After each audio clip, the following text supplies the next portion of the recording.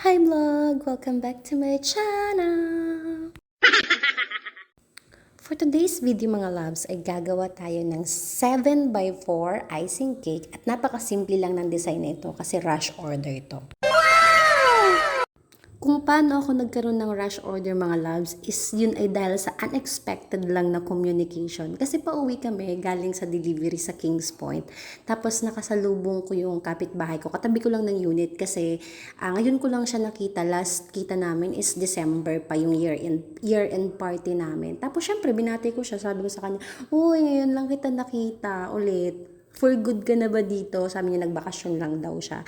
Tapos, syempre, papasok na kami ng gate. Tapos, bigla niya akong tinawag. Sabi niya, ano ba daw ang ma-offer ko sa kanya na sweets? Kasi nga, meron daw siyang bisitang darating. Sabi niya, sabi ko sa kanya, cakes lang ang meron ako. Sabi ko, tinanong ko siya kung anong size. Sabi niya, the bigger, the better.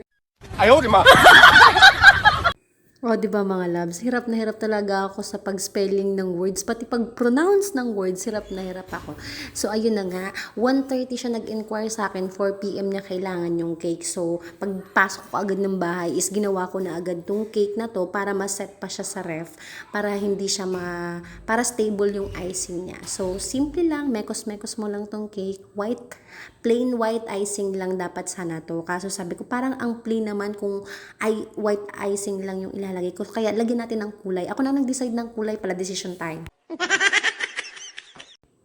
Tapos ayun mga loves, red talaga ang gusto kong kulay dito. Kaso hindi na-achieve yung red, parang naging peach yung red. Kaya ayan, ganyan lang siya.